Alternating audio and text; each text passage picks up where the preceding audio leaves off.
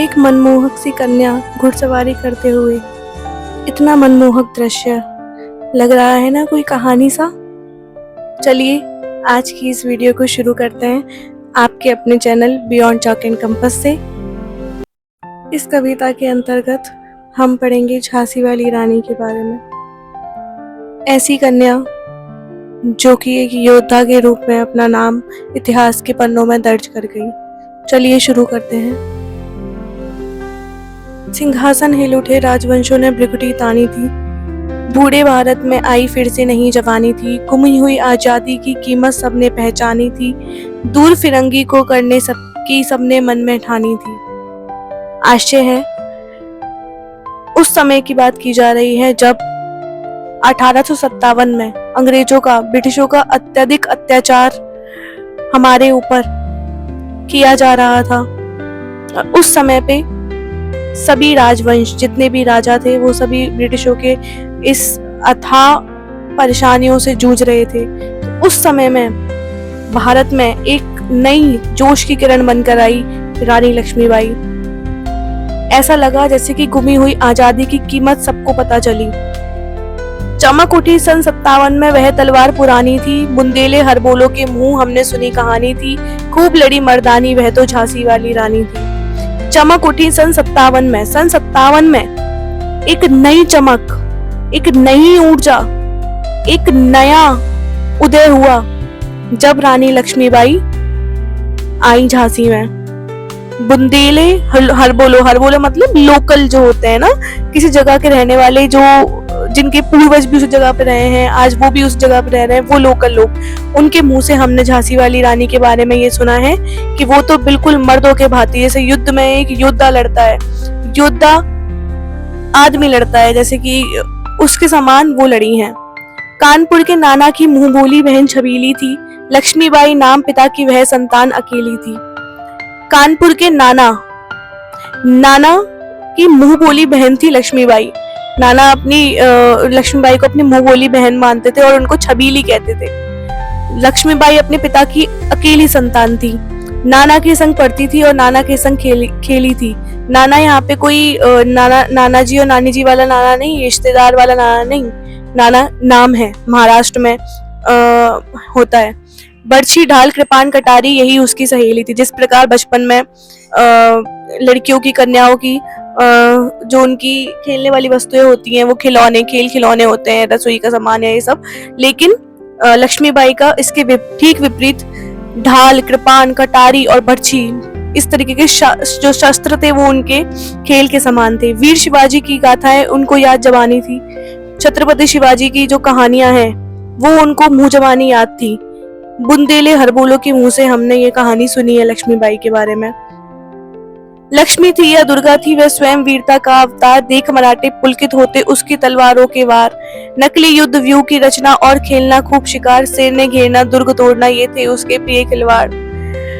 लक्ष्मी, या उनको लक्ष्मी का रूप कहें या उनको दुर्गा माँ का रूप कहें, वो तो स्वयं वीरता की अवतार थी। मराठे उनकी जो मराठे जो थे वो उनकी युद्ध कला को देख करके बहुत ज्यादा पुलकित, खुश महसूस करते थे खुद को। नकली दुर्ग बना करके, नकली युद्ध व्यू की रचना, ये सब उनके खेल थे। दुर्ग तोड़ना और ये सब उनके प्यारे खेल थे। तो इस पूरे पृष्ठ के अंदर रानी लक्ष्मीबाई का बचपन, उनकी शिक्षा और प्रशिक्षण, उनकी वीरता और बलिदान, इन सब के बारे में बताया गया है। आगे चलते हैं। इसी के ऊपर, इससे पहले आगे बढ़ने से पहले, इसी पृष्ठ संख्या से संबंधित मैं कुछ दृश्य आपको दिखाना चाहूंगी। देखिए,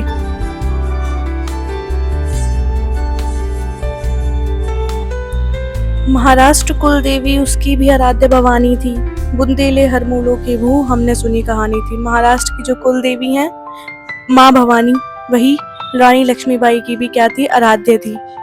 हुई वीरता की वैभव के साथ सगाई झांसी में। ब्याह हुआ, रानी बनाई लक्ष्मीबाई झांसी में। राजमहल में बजी बधाई, खुशियां छाई झांसी में। सुबह बुंदेलों की विरुदावली सी वह आई झांसी में। आशय यह है कि रानी लक्ष्मीबाई का विवाह किससे हुआ था? झांसी के राजा गंगाधर राव से हुआ। और वह कहाँ आई? ब्याह हुआ, रानी बन लक्ष्मीबाई आई झांसी में। राजमहल में बजी बधाइयां, उनके आने से राजमहल में खुशियां छा गईं, ठीक है। और कहते हैं कि जिस प्रकार शिव को मिली थी माँ, उसी प्रकार ऐसा लगता है जैसे मानो रानी लक्ष्मीबाई को राजा गंगाधर राव मिल गए हों, ठीक है। तो आगे दे रखा है, चित्रा ने अर्जुन को पाया, शिव से मिली भवानी थी। जिस प्रकार चित्रा और अर्जुन का विवाह हुआ था, जिस प्रकार शिव से माँ पार्वती मिली हैं, बिल्कुल उसी प्रकार इन दोनों का विवाह भी बहुत ज्यादा खुशी थी। इस विवाह से सब लोग बहुत खुश थे। इन दोनों का विवाह बहुत पवित्र था, ऐसा लगता है जैसे शक्ति और शिव का मिलन हुआ हो। उदित हुआ सौभाग्य, मुदित महलों में उजियाली छाई, किंतु कालगति चुपके चुपके काली घटा घेर लाई। तीर चलाने वाले कर में उसे चूरियां कब भाई, रानी विधवा हुई हाय, विधि को भी नहीं दया आई। निसंतान मरे राजा जी, रानी शोक समानी थी, बुंदेले हर बूलों के मुंह, हमने सुनी कहानी थी। सौभाग्य उदित हो गया, लेकिन उस जो महल है, उस महलों में क्या छा गई? कालिका छा गई। काल गति, धीरे धीरे दुष्टता का साया घेर आया उस महल पे। जो हाथ बचपन से ही तीर चलाने के लिए जन्मे हैं, तीर चलाते हैं, उस हाथों में चूड़ियां कैसे भा जाएंगी? तो इसलिए क्या हुआ, रानी विधवा हो गई। नियति को भी क्या आया, भाग्य को भी तरस नहीं आया। और राजा जी क्या हुए, निसंतान ही मर गए, उनकी कोई संतान नहीं थी। और रानी के हृदय में अत्यधिक शोक, पूरे प्रजा में अत्यधिक शोक शामिल हो गया। इस पूरे पृष्ठ के अंतर्गत भक्ति, विवाह, रानी, खुशियां और राजा की मृत्यु के बाद विधवा होना रानी का, ये सब प्रकार के भाव इस पूरे पृष्ठ में नजर आते हैं। देखिए एक दृश्य इसका भी।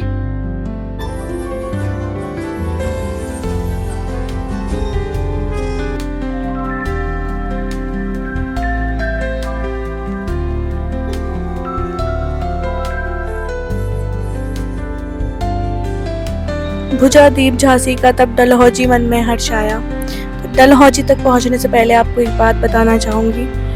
जब 1857 की बात की जा रही है, 1857, तब ब्रिटिश शासन था। तो ब्रिटिश की एक नीति थी, जिस भी राजा का स्वयं का बेटा नहीं है, अपना जन्मा अपना खून का पुत्र नहीं है, और उसकी मृत्यु निसंतान पुत्र होने से पहले हो जाती है, तो उनका राज्य ब्रिटिश के अंडर आ जाता था, ठीक है। तो यही इनके मन में खुश हो गए ये लोग, अंग्रेज अधिकारी खुश हो गए कि रानी लक्ष्मीबाई का जो पति है वो मर चुका है और उनकी कोई संतान नहीं है। तो वो झांसी आ गए, उनके झांसी पे अधिकार करने के लिए। फौरन फौज भेजी उन्होंने दुर्ग पर और अपना झंडा फहरा दिया वहाँ पर, और ऐसा लगा जैसे लावारिस का वारिस बन गया। लावारिस झांसी, जिसका कोई राजा नहीं है, उसका वो वारिस बन गया है ब्रिटिश। आंसुओं से अश्रुपूर्ण रानी ने देखा, मतलब आंसुओं के साथ रानी ने देखा कि उनकी झांसी कितनी वीरानी हो गई। ऐसे लग रहा है जैसे अनाथ हो गई हो। अनुनय विनय नहीं सुनता है विकट फिरंगी की माया, व्यापार बंद दया चाहता है जब यह भारत आया। जब सबसे पहले ब्रिटिश भारत आए थे तो वो केवल व्यापार के उद्देश्य से आए थे, लेकिन डलहौजी ने पैर पसारे, अब तो पलट गई काया। डलहौजी ने धीरे धीरे अपने राज्य क्षेत्र को, अपने व्यापार को अपने राज्य क्षेत्र में बदल दिया और वो पूरे भारत पे अधिकार करने लगा। राजाओं नवाबों को भी उसने पैर ठुकराया। राजाओं और नवाबों से भी उसने अपने पैरों में झुका दिया। रानी को दासी बना दिया, और दासी जिनको अपने साथ काम करने के उद्देश्य से नौकर चाकर लेके आए थे, उनको उन्होंने महारानी बना दिया। चीनी राजधानी दिल्ली की लिया लखनऊ बातों बात, कैद पेशवा था बिठूर में, हुआ नागपुर का भी घात। उदयपुर तंजौर सतारा कर्नाटक की कौन बेसात, जबकि सिंध पंजाब ब्रह्म पर अभी भी हुआ था वज्र निपात। अब ये कुछ जगहों के नाम है। अंग्रेजों ने एक एक कर सभी राज्यों पर कब्जा कर लिया। दिल्ली की राजधानी छीन ली, लखनऊ बांट दिया, पेशवा को बिठूर में हटा दिया, नागपुर पे अपना अधिकार कर लिया। साथ ही साथ उदयपुर तंजौर सतारा कर्नाटक आदि पर भी अपना अधिकार कर लिया। सिंध पंजाब ब्रह्मपुत्र आदि बड़े बड़े राज्य भी उनके अधीन आ गए। इस प्रकार देश के लगभग सभी महत्वपूर्ण राज्य अंग्रेजों के कब्जे में चले गए थे। इस संपूर्ण पृष्ठ के अंतर्गत डलहौजी का झांसी पर कब्जा, अंग्रेजों की अन्यायपूर्ण नीतियां, कई राज्यों पर एक एक करके अधिकार कर लेना और रानी के जीवन में अन्याय और संघर्ष की स्थिति के बारे में बताया गया है। चलिए दृश्य देखते हैं। आदेश है, झांसी अब हमारे अधिकार में है। मैं अपनी झांसी, ये मेरा अधिकार है, करो युद्ध। अंग्रेजों का अन्याय इतना बढ़ चुका था कि जो रानियां थीं उन पर उनको रानीवासों में बेगम गम से थी बेजार। रानी भी रो रही थी और बेगम जो होती थी वो भी गम से अपने बहुत दुखी थी। उनके गहने और कपड़े कहाँ पर कलकत्ता के बाजारों में बिकते थे। सरेआम नीलामी होती थी। अंग्रेजों के अखबारों में छपते थे, नागपुर के जेवर ले लो और नकलों के नौलखा हार। पर्दे में जो रहती थी इज्जत, वो देश के हाथ क्या थी, बिकानी थी। ऐसा लग रहा था जैसे देश के हाथों बिकी जा रही हो। कुटियों में थी विषम वेदना। गरीब जो था वो तो अत्यधिक वेदना से, अत्यधिक दुख से परेशान था ही। महलों में भी जो रहते थे राजा और महाराज, उनका अपमान होता था। वीर सैनिकों के मन में था अपने पुरखों का अभिमान। वीर जो सैनिक थे, जो सेना में थे, उनके मन में कहीं ना कहीं ज्वाला थी। नाना धुंधुपत पेशवा जुटा रहा था सब सामान। नाना धुंधुपत पेशवा, ये सारे जो रानी लक्ष्मीबाई के साथ थे, रानी लक्ष्मीबाई के भाई नाना, वो सब अपने सामान, अपने शस्त्र इकट्ठा कर रहे थे। बहन छबीली ने रंजन का कर दिया था प्रकट आह्वान, क्योंकि उनकी बहन छबीली किसका नाम था, रानी लक्ष्मीबाई का। उन्होंने क्या किया, आह्वान कर दिया युद्ध का। हुआ यज्ञ आरंभ। उन्हें तो सोती ज्योति जगानी थी, उन्हें तो एक सोई हुई जो ज्वाला थी लोगों के मन में वो जगानी थी। युद्ध का आह्वान हो गया। महलों ने दी आग, झोपड़ी ने ज्वाला सुलगाई थी। महलों से क्या आई ज्वाला, एक आग निकली और झोपड़ी में रहने वाले हर गरीब व्यक्ति भी उस स्वतंत्रता की चिंगारी में अपना योगदान देता गया। झांसी ने ये ज्वाला जलाई और ये आग फैलती गई। दिल्ली, लखनऊ, मेरठ, कानपुर, पटना, हर जगह के लोग इसमें सहयोग करने लगे। जबलपुर, कोल्हापुर में भी अत्यधिक हलचल होने लगी। इसके पश्चात सभी अपने अपने करके सहयोग देने लगे। स्वतंत्रता के लिए सब एकजुट होकर आगे बढ़ने लगे। इस पूरे पृष्ठ के अंतर्गत अंग्रेजों का अत्याचार और देश की दुर्दशा, रानी के मन में विद्रोह की ज्वाला और युद्ध का आह्वान कर देना, देश के कोने कोने से क्रांति की चिंगारी फैलना इत्यादि वर्णन है।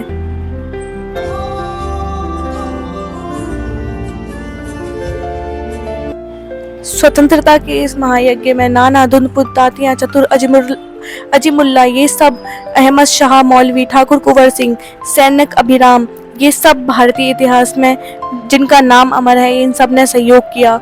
लेकिन आज जुर्म कहलाती उनकी जो कुर्बानी थी, आज उस कुर्बानी को हम जुर्म कह देते हैं। कौन कहता है? ब्रिटिश शासन जिसे जुर्म कहता है, वो उनकी कुर्बानी थी। इनकी गाथा छोड़ चले, अब इनकी बात छोड़ते हैं, हम झांसी के मैदानों में जाते हैं जहाँ पर मर्दों की तरह खड़ी है रानी लक्ष्मीबाई। वहाँ पर क्या होता है, लेफ्टिनेंट वॉकर आ पहुंचा, आगे बढ़ा जवानों में, रानी ने तलवार खींच ली, हुआ द्वंद्व आसमानों में। लेफ्टिनेंट वॉकर सबसे पहले युद्ध के लिए आता है। वो रानी ने अपनी तलवार खींची और दोनों के में आपसी युद्ध हुआ। जख्मी होकर वॉकर भागा, रानी ने वॉकर को घायल कर दिया और वो जख्मी होकर के भागा और वो अजब हैरान था। वो बहुत ज्यादा हैरान हो गया रानी की इस वीरता को देखकर। रानी बड़ी काल पे आई, कर 100 मील निरंतर पार, घोड़ा थक कर गिरा भूमि पर, गया स्वर्ग तत्काल से धार। यमुना तट पर अंग्रेजों ने फिर खाई रानी से हार। विजय रानी आगे चल दी, किया ग्वालियर पर अधिकार। रानी फिर आगे बढ़ी, झांसी से आगे बढ़ी, कालपी में आई। 100 मील तक निरंतर चलने के कारण उनका घोड़ा थक गया और भूमि पर गिर गया और स्वर्ग सुधार गया। उसने स्वतंत्रता में अपनी क्या दिया, सहयोग दिया। यमुना के तट पर फिर से अंग्रेजों के साथ रानी का युद्ध हुआ और अंग्रेज हार गए। विजय रानी जो थी, जो बार बार जीत रही थी, वो कहाँ चली गई? ग्वालियर। और ग्वालियर पर उन्होंने क्या किया? अधिकार किया। इस पूरे पृष्ठ में कालपी में रानी की विजय और यमुना तट पर यानी रानी की विजय, वॉकर से युद्ध और वॉकर की हार, रानी लक्ष्मीबाई की वीरता, इन सब का वर्णन है और स्वतंत्रता सेनानियों का भी वर्णन है।